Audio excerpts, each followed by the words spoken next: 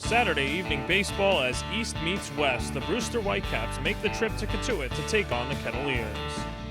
And a pleasant good evening, everybody, and welcome to Kettle Talk, the official pregame show of the Cotuit Kettleers. I'm Jon Perez. The last time that Brewster came to Cotuit, the Kettleers won their first game of the season. That was about a month ago, and since then, both teams have done an about-face.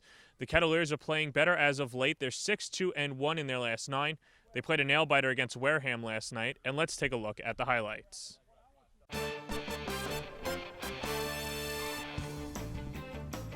Another division matchup as Wareham travels to Cotuit. Colton Hawk from Stanford goes for the Kettleers. Ethan Small on the hill for the Gatemen. Hawk started off strong, top 2. Colton Shaver from BYU at the plate. He goes down swinging. Next batter, Gavin Sheets. He's also a swinger. Top of the 4th with runners on 2nd and 3rd and 1 out. The league's RBI leader at the plate in Shaver, and the BYU infielder pops it up. The second baseman, Ryan Hagan from Mercer, squeezes it for the second out, and then Hawk gets Sheets to ground out to second to keep the Gatemen scoreless. But Wareham would answer back in the next inning. With the runner on at second, Preston Grand Prix hits a liner up the middle. Robbie Metz comes around to score. He beats out Jack Klein's throw from center, and Wareham is up 1-0. Bottom 5 with runners on the corners and 2 outs. Cal Stevenson hits a one-hopper to short. Grand Prix giveth and Grand Prix taketh away. He boots the potential inning-ending ground ball. Quinn Brody scores and we're tied at 1. Next batter, the birthday boy, A.J. Balta hits a flare to left. Genista giddies up on home. Kettleers lead 2-1. Top 6 with Sheets at the plate. Joey Bartosik at third. Sheets hits a roller to second. It goes through the wickets of the second baseman, Alonzo Jones. Bartosik touches up, and we have a brand new ball game. We're tied at 2. Top of the 9th, game still tied at 2. Jonathan Engelman from Michigan at second. Alex Destino hits a rope up the middle. Engelman comes around to score, and Wareham takes a 3-2 lead. But in the bottom of the 9th, the Kettleers would give themselves a chance. Clay Fisher from UC Santa Barbara hits a shot to third. Shaver has trouble with it, then airmails the throw. Fisher puts on his PF Flyers and darts into second. The next batter, Quinn Brody from Stanford, socks a liner to right. Fisher scores. We're tied at 3. Jack Klein would be the next hitter, and the pitcher, Ryan Wilson from Pepperdine, throws a wild pitch. Brody goes to second with 1 out. Klein would strike out, and after another pass ball, Brody is now 90 feet away with 2 outs, and Grayston Genista at the plate, but the Wichita State Shocker would pop out to end the inning. After a discussion between the umpires after the 9th, they decide that they'll play one more inning. They inform Roberts and Weinstein. And the top of the 10th, Shaver at second, Cole Freeman at third, and Sheets at the plate, and Josh Robertson gets him looking to send this one into the bottom of the 10th. Bottom 10, a bit of controversy. Devon Gradford at first, and Wilson apparently balks. That seems to be the call at least, but then the umpires overturn it. Gradford would have to go back to first, but it wouldn't matter anyway. Jason DeLay would strike out, and that would result in Cotuit's first tie of the season, 3-3. Well, I mean, I'm a believer at the college level. Every left ought to hit left, right ought to hit right. I don't think there's anybody that dominant, so I'm really pleased. And he had another clutch hit tonight. And but as I told the team afterwards, you know, that ball game was all poor defense. Was what that ball game was. Great pitching and poor defense. And I really believe that we have a real good club right now. And you know, if we play good defense, we got a chance to do some good things. But again, you know, we tied. Nobody likes ties, you know, anywhere. But I love playing here, and I don't want lights, and nobody else wants lights. But it's just something you have to accept. Yeah, so they brought in another lefty, similar to the last time. He threw me a couple fastballs, so I got a good look at a couple. And then he had 2 strikes on me. I thought he might throw me a breaking ball that I hadn't seen yet. But he went to a fastball, and it was an inner part of the plate, and I got my hands to it and poked it over to second baseman, so it was good for us. Lead for both teams? Yeah, definitely. I mean, luckily for us, they made a couple of errors that kept us in the game, and luckily for them, we made a couple that kept them in the game. So one of those games that just a little sloppy defensively, but I think that what Coach Roberts was saying in our huddle is that if we play good defense, that we can beat anybody. So I definitely agree with that. So this was the first tie of the summer for the Kettleers and the first tie for many of these players in quite some time.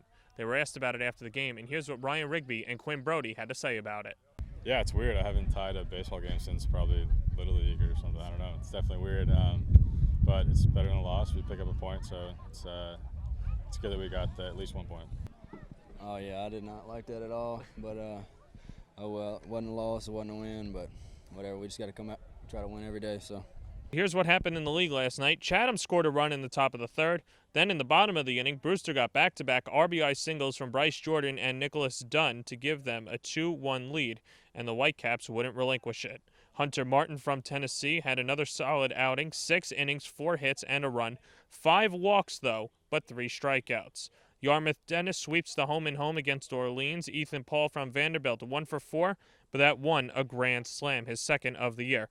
Adam Haseley from Virginia, 4 for 5 with an RBI and a run scored. Fifth 1-0 game that Harwich was involved in. Second 1-zip game with Hyannis this season, but they lost this one. Harwich is 3-2 in 1-0 games, 5-4 overall in 1-run games. Dylan Busby had the go-ahead single in the 7th for Hyannis. Another 1-0 game on the Cape. Josh Watson from TCU had the go-ahead triple in the bottom of the 7th. J.J. Matichevich from Arizona came in to score.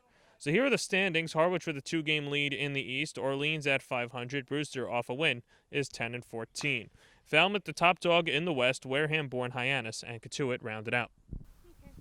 Welcome back to Kettle Talk. I'm joined by Cory Voss, former New Mexico Lobo, went to McLennan JUCO, and now headed to Arizona. But from Pueblo, Colorado, which I guess is about 115 miles south of Denver, I'm just curious, when you go back there and start running, how long can you actually last because of the altitude? Well, first of all, I think being from Pueblo is an incredible opportunity, you know, with the weather and everything. And training in Pueblo is definitely an advantage. But I actually think, you know, I'm able to breathe better in Colorado, which doesn't make sense to a lot of people. I feel like I come up here and there's a lot of humidity and stuff like that, but I actually like working out and running in Colorado in the thin air a little better. I've heard it's actually not that bad when you're just walking down, but then let's say you just have a 60-yard sprint and then you're out of air. I mean, you're obviously the exception because apparently you don't get tired when you're running, but is that basically like what is it like? Yeah, it's thin air, you know, and so people from up here, they go down there and they get winded or whatever, you know, walking from their car into the mall or whatever it may be. But there's a place called the Manitou Incline. That's actually my brother and I's favorite place to go work out, and it's 1,000 feet of elevation in a little under a mile. So after knocking that out, you know, about every weekend since I was, you know, 12 or 13, you kind of get used to the altitude and the thin air. So Sticking with Colorado, out of high school, drafted by the Rockies in, I guess, the 34th round and then 37th by the Nationals this year. But with that said, how tempting was that offer just to, I guess, have an opportunity to stay with the local organization? Well, when I was talking to the Rockies, it was a big selling point to stay in Colorado.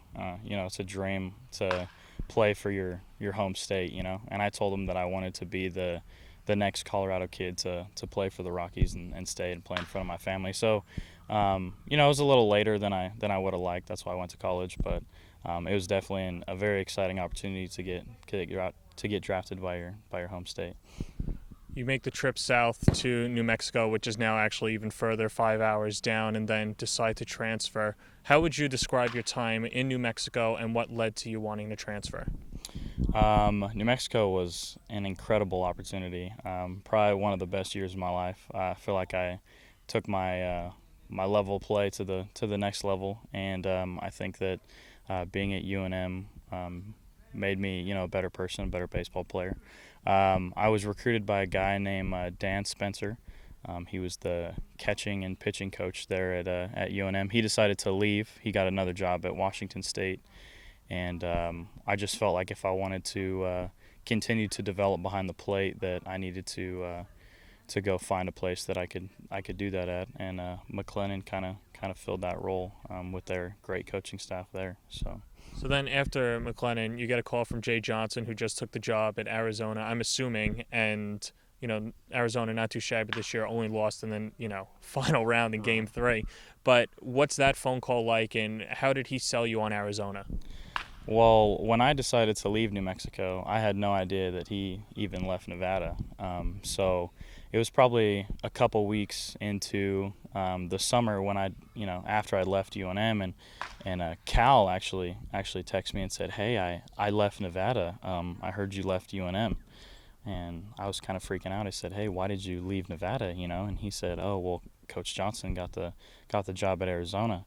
So my first day at McLennan, first day of school, it was like 9 a.m. Coach Johnson gave me a phone call and said, "Hey, look, we played against you 7 times. Really like you and want to have you out here on a visit." And he's an incredible guy and very knowledgeable about the game. So when I went on my visit and got to know him a little better, it was a pretty easy decision to go to Arizona. Now, the Cal you mentioned, obviously Cal Stevenson, you guys were actually the co-rookies of the year in the Mountain West. But when I spoke to you earlier, you said you really didn't know him personally, just knew him as a player. You got the opportunity to play with the Kettleers and him together. So how have you got to know him as a person? Because it seems as if you guys are very close. To be honest with you, I didn't like Cal when I played against him, and I've told him that plenty of times, because he was up for kind of the freshman of the year, and I was having a pretty good season, so we didn't really like each other, especially because Nevada was really good that year, and they kind of put it on us. So, when I initially heard from him in the summer, I was kind of like, oh, this guy's getting in contact with me. And then when I knew we were playing up here together, I knew it was a pretty cool opportunity to get to know each other. And we'll actually be living together next year. So, we've become great friends. And, it's kind of one of those things where I'd rather have him on my team than playing against me because, he's taking doubles away from me in the outfield and bunting on you for base hits. So, yeah, he's a good friend, and I'm looking forward to playing with him at Arizona. Now, sticking with U of A, J.J. Matashevich is probably one of the better hitters on the Cape. Rio Gomez has a really good arm, too. I guess, how fast can baseball season get here, just knowing that you've got that talent, a team that's coming off a runner-up season, and you're going to be in the middle of it? So, I'm sure you don't want to rush time before you know it. You'll be out of college, but how much are you just looking forward to getting to 2017? So as they were making their run to Omaha, I was right there watching every game and keeping up with them, very excited about that opportunity that they had. And then when JJ just recently got out here, I talked to him for quite a bit before we played Falmouth. And, he kind of relit the flame and he's a high energy guy. So he was talking to me and Cal about how good we're going to be next year and how incredible it was to be in Omaha. So, I'm loving it here in the Cape, and there's nothing like being up here playing summer ball. But at the same time, I'm really excited to get back there and try to go after it again. JJ always talked about, Omaha 2017. So we're definitely ready to get back there again next year, and I'm glad I can be a part of that. All right, just a couple of few, and we'll go lighthearted on this one too. I'm assuming you've been to Denver and been all around Colorado. How much of a depiction is South Park to Colorado? Not all the shenanigans that they get into, but just the town and the landscape, and maybe sometimes the way people's mannerisms are. Not to the extreme, but right to that. Definitely when people hear that I'm from Colorado, they like to make the little jokes and everything. But South Park definitely, amplifies the jokes about Colorado. But I think it's my favorite state, and it's great. And we definitely take pride in our beautiful mountains and everything, but I don't think it's definitely not as bad as everybody says. So, the jokes are a little more amplified on South Park, but it's still a great, funny show. Have you been to Casa Bonita? No, I have not. Well, actually, yes, I have, and it's Casa Bonita is probably exactly like what it is on South Park. it's pretty close. So what would you recommend if we were to go to Casa Bonita? I would recommend you don't go to Casa Bonita. Hopefully I don't get in trouble for that, but yeah. Hey man, you said it. That's Cory Voss. We'll have starting lineups coming up right after this.